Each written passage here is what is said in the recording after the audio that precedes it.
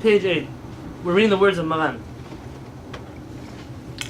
Kodem sheilech levet midrash. Before a person goes to the Bet Midrash, Yechol lechol pat shacharit. He can eat bread of shacharit. What is bread of shacharit? Breakfast. Im hu regil bo. If that's something he usually does. V'tov she'argil bo. And it's good for him to regularly do that. So the question really we're answering here is we can't eat before tefillah. But can we eat before the Torah study that we do in the morning? Meaning after tefillah, can we stop and eat? And Maran is saying if it's something you regularly do, then you can. You can stop after tefillah and eat before you study. And it's a good thing to stop after tefillah and eat before you study. This is not agreed upon by everybody. There are many Mekubalim that suggest that right after you finish praying, you should learn. And you shouldn't eat before you finish learning. How much you learn, that's already up to a person. But there's a way to fulfill both these opinions, and that is just to learn something very quickly after tefillah, and then right away, like you listen to the 2 halachot, so you learn. Then you go home and eat, and then come back and study. But we don't have anything aside from the words of Maran. Maran says you can eat, so you can eat. I'm not telling you here to be strict. Tefillah is a different story. What's become in this world, and I know you will not agree with me, but what's become in this world of eating before tefillah is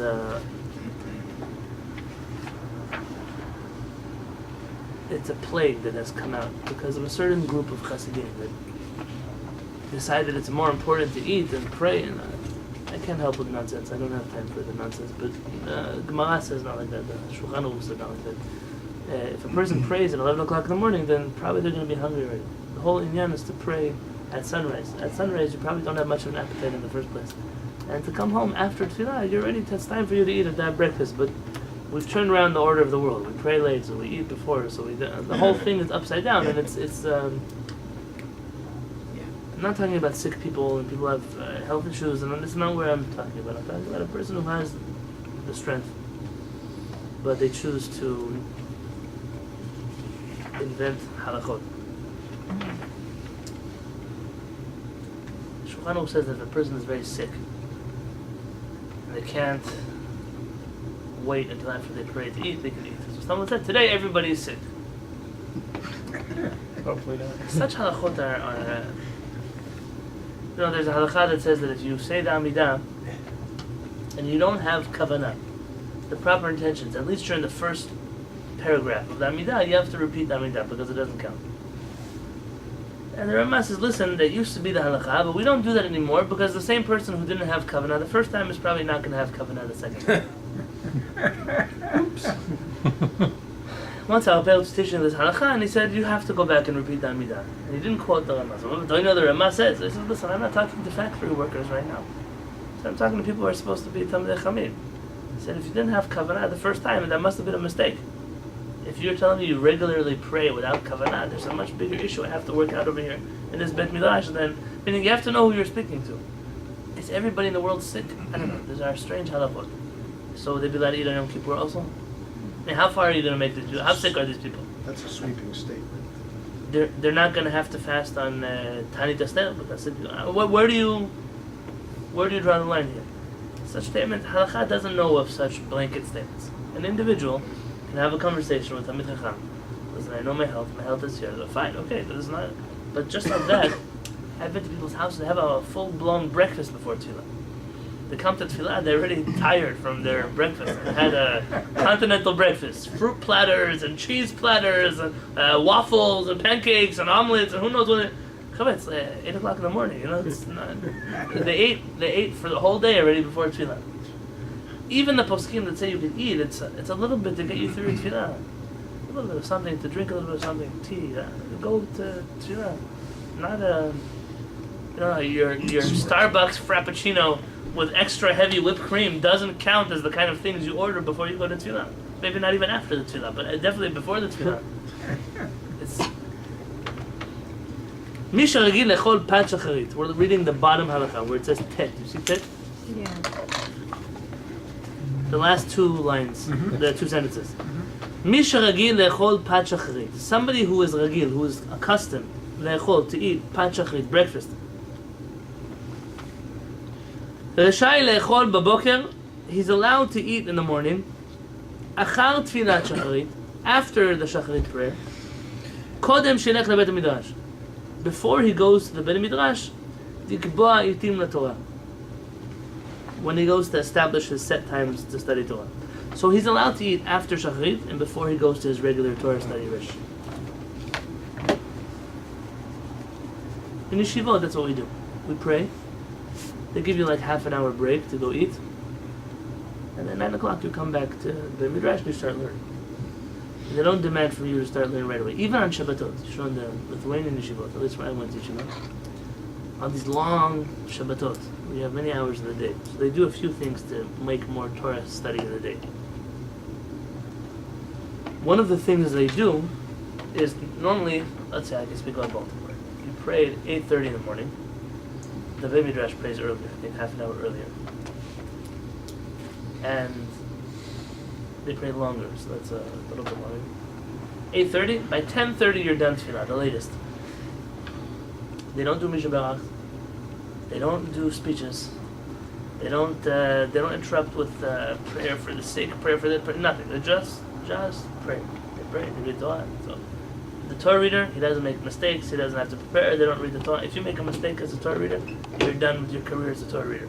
Next, there's over there. It's like, okay, listen, it's not my cup of tea, but that's the way it works. And what happens is tefillah is very orderly. There's no joking around. There's no like empty pockets of space. It doesn't work that way. So 2 hours, the tefillah is always open. So 10:30, everybody runs. 10:35, they do kiddush. They have lunch. 11:30, everybody's done with lunch, and then you're off for Shabbat afternoon. Sometimes it could be mincha only at 7:30. So what do you do then? They don't want to give off that many hours. Some people go to sleep. There's some people that are able to sleep.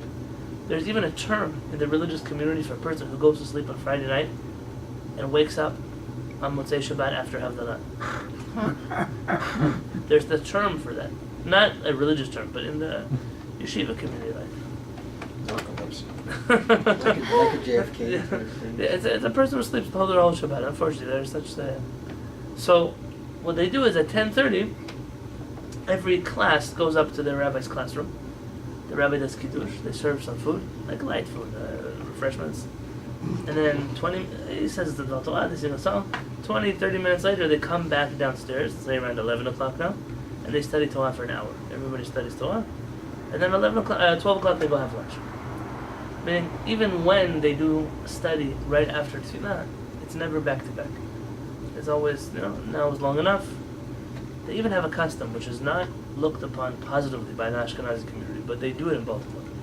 And that is because, I'm assuming you've prayed with Ashkenazim on Rosh Hashanah before. The big difference between how Sfaradim pray and how Ashkenazim pray is that Ashkenazim have a repetition of the Amidah that is hundreds of pages long. I don't know how to explain this. It's literally, it's a whole nother thing. Right. For Sharit and for Musaf. It doesn't close to 100. It's not close to 100? No. How many is it? 10. No, on Rosh Hashanah. Oh, Rosh Hashanah? Yeah. Oh, yeah. No. Okay, you mean the Musaf? Both. Between the Shachrit one and the Musaf one. The Shachrit It's not the repetition that you do on a Shabbat. No, it's different. Correct. But, I mean... By us, we just take 3 steps back and repeat the Amidah of like we do every other Shabbat. Oh. So to compare the time between Ashkenazi synagogue and Sephardi synagogue is incomparable. It doesn't help where in yeshiva they pray extremely long, extremely slowly. You can count if you would get a penny for every ayah you do, you would be a millionaire. And they literally start 7 a.m. and end somewhere between 3 and 4. A lot of it on your feet. The end Musaf. Yeah, they even have the people stand up the whole time. The ark opens, the ark closes, the ark opens, the ark closes, the ark opens. Yeah. It's really hard. It's really hard. It's not a... Stand up, sit down, stand up, sit down. So what happens? So they even take a break. I don't remember if it's before Torah reading or after. I don't remember when. And they all go to the dining room and have some cake and drinks and come back and continue tefillah because it's just impossible for people to just fast the whole day. So they forgot it's not Yom Kippur. But even then, they take this into consideration that there's a limit to how long you can go without eating something. So here, Maran is saying the same thing. If you regularly have breakfast, it's a good thing to have breakfast. Then you should make sure that you do it even before you study Torah. V'tov la'adam, and it's good for a person שירגיל עצמו, to accustom himself לאכול פת שחרית, to eat breakfast. בכל יום, every day, בבוקר, in the morning. What do you mean have breakfast in the morning? Some people don't have their breakfast in the morning. Their whole day is like a few hours behind. מפני שיש בה תועלת מרובה לבריאות גוף האדם. מפני, because שיש בה, that it has תועלת מרובה, a lot of good qualities. The bריאות, the health of guf ha'adam, of a person's body. That's bracha to talk about. Correct. Umni'at machalot merubot. It stops many diseases to eat breakfast. Umitzvah al ha'adam, and it's a mitzvah for a person lehanhig. I'm turning to page 9 under the 2 lines.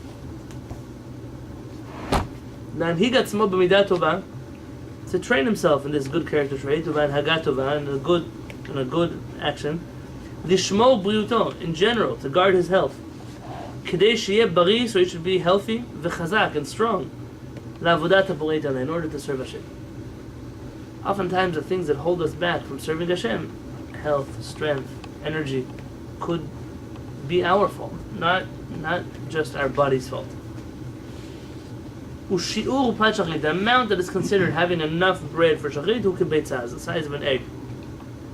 V'shoteh achar kach mashkei im yesh lo, he drinks afterwards a drink if he has tea, a beverage, 3 things. V'im en lo mashkei, and if he doesn't have some kind of beverage, yishteh mayim, he can drink water.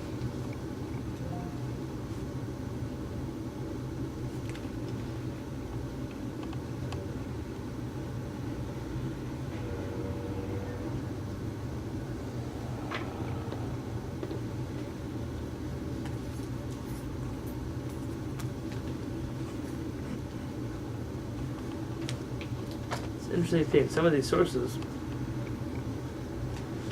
for example, the Mordechai is quoted by the Bach as saying that in Ashkenaz, where he lived, there was no such meal called breakfast. He didn't know what it was talking about. People didn't eat anymore. Now, I don't know where exactly in Europe he lived and where that was the custom, but it then becomes a controversy. Do you have to eat this meal? Meaning, if there's, as you lived in a place where nobody ate lunch, and Halakha said you have to eat lunch, do you have to then eat lunch, or is this a social thing? And so there's an argument back and forth, but it seems that the poskim say, based on the Gemara, I believe it's a Masechet Brachot, it's Zev said. The Gemara says, 83 minei cholaim tluim b'mara. There are 83 diseases that originate in, I believe the Mara is the gallbladder, but don't hold me to that exactly. What? Because it has the bile. Is that what it is? Mara. V'kulam pat b'melach v'kiton shel mayim shachrit mevatlatan. And all of them can be stopped by eating bread in the morning with a little bit of water. Our rabbis were very big into eating bread and water. And that was a meal that doesn't have bread in it. Our rabbis didn't always consider it to be a meal. My field is not health, and like I said before, you have to know who you are and what you are. But I would suppose that aside from just the cultural norm of eating bread with everything in the Middle East, if it's lafaz, if it's not always the same kind of bread, and it definitely wasn't Wonder Bread, it wasn't the kind of bread they were eating. Imagine some kind of stone ground flat bread. This is the bread they were eating. Oftentimes you'll find that when you eat a meal, even a large meal, and it doesn't have any bread in it, you find yourself 20 minutes later eating something else, and 30 minutes later eating something else, and 45 minutes later eating something else. That meal never really filled you up. And therefore that wasn't a meal on its own, it kind of was a big snack along the way. Very good, okay, thank you. And so Chazal wanted a meal to be a meal, something that would sustain you, that would hold you for a significant amount of time. Now, I don't know from Chazal's time how the meal system works, but I can tell that today's Israeli society eats very different than American society is. Cereal for breakfast is a new thing. When I used to go visit my grandmother in Israel, the only cereal they had was cornflakes. And no flavor cornflakes, and they didn't even have things to eat the cornflakes with. the cornflakes became that was the only thing when they heard cereal. There is no word for cereal in Hebrew. There is a word called ganim, but they'll call any cereal cornflakes. So you'll bring them, Same in Mexico. bring me a name of a cereal. Grape nuts. They call it cornflakes. Bring them a cinnamon cereal, cornflakes. Has never met corn in its life. It's always called cornflakes. Same in Mexican. Same thing in Mexico. Yeah. Okay, because nobody eats that for breakfast. If you go to an Israeli house for breakfast, what they eat is fresh bread that was bought from the bakery that morning, and not anything that was in their freezer for the last 3 months. If it lasts since yesterday, then they probably wouldn't eat it in an Israeli house. That's true. Fresh bread in most places. Their bread is the day. By the time dinner rolls around, that bread is not edible anymore. It doesn't have preservatives in it. It doesn't have. My grandmother used to wake up 4 o'clock. I'm sure Dan could tell you. 4 o'clock in the morning, she'd go to the bakery to get in line to buy the bread and bring it back home, and then they would serve it with cottage cheese, with lebanon, like some kind of yogurt, spreadable white cheese, not the plastic that they have here. It's like, imagine sour cream. It's very similar to sour cream. Yeah. And eggs, either hard-boiled eggs or omelets or something like that. Always a fresh salad, mostly an Israeli salad. So cucumbers, tomatoes. I'm getting hungry, by the way. Tomorrow you just sponsored dinner. Cucumbers, tomatoes, things like that. Some people had different kinds of dips and things like that, but it was always cheeses, salads, breads, eggs. That's what people ate for breakfast. Here, when kids go to school, so they're like loaded up on Fruity Pebbles, Cinnamon Toast Crunch, whatever, Cocoa Puffs, whatever it is that. And by the time they get to school, aside from being crazy in their head, they're also not full anymore. They're hungry again. Yeah. And so that breakfast in Israel, that breakfast can hold you hours. I can't tell you how long. You ate a real breakfast, and you then go to work.